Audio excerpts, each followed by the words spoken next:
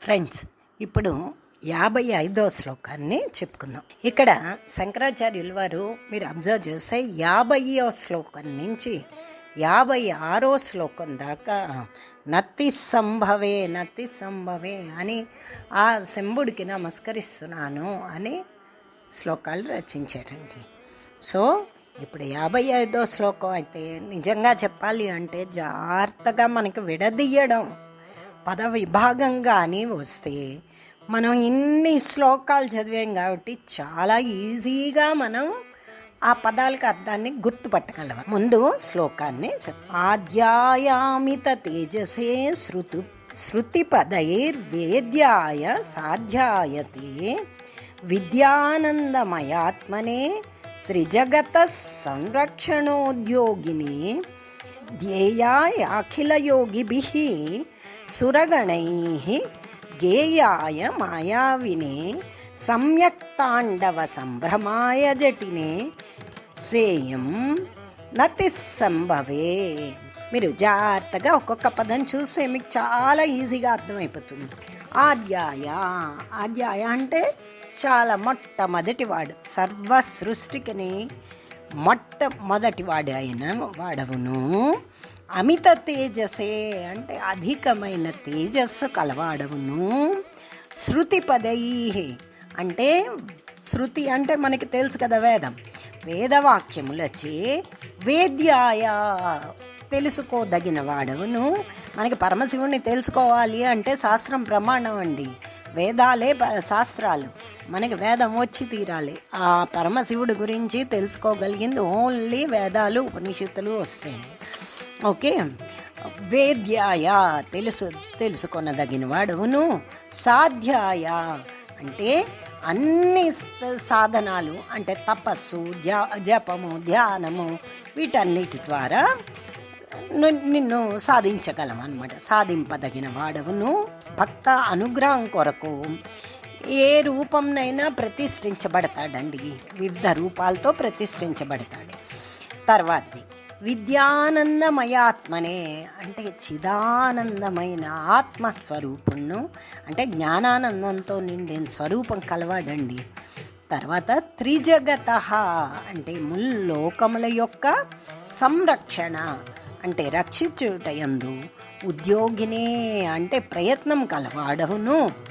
అఖిల యోగిభిః అందరి యోగులచే ధ్యేయాయ ధ్యానము చేయదగిన వాడవును.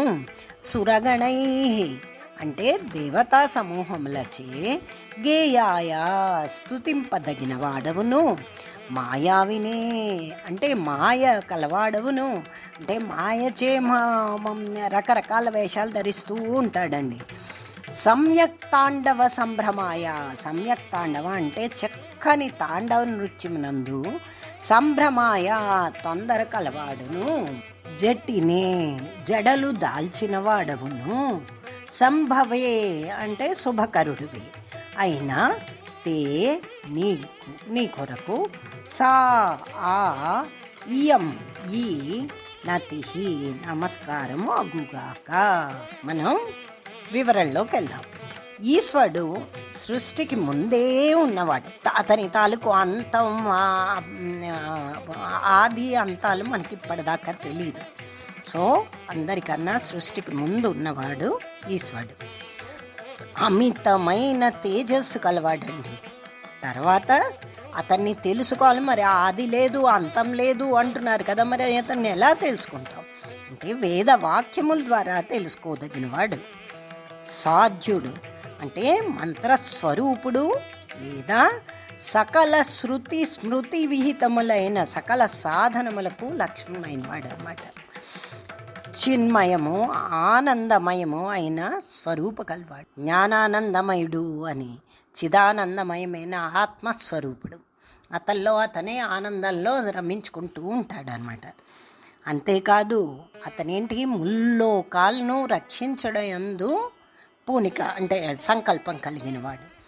భక్తులైన వాళ్ళు జ్ఞానులైన సమస్త యోగుల ద్వారా అతను ధ్యానించబడతాడు, ధ్యానింపతగినవాడు. సర్వదేవతల చేత గానం చేయబడేవాడు. ప్లస్ మాయావి, రకరకాల ఆహా శివుడు ఇదిగో ఉన్నాడు అంటే అన్ని రకాల మాయలు చేస్తాడు. ఈ జగన్నాటకంలో అనే మాయకి సూత్రధారండి. జటాజూటం కలవాడు, తాండవం చేయడం అంటే మహా ఇష్టం, సంబరం కలవాడు, సుఖకరుడు, మంగళకరుడు.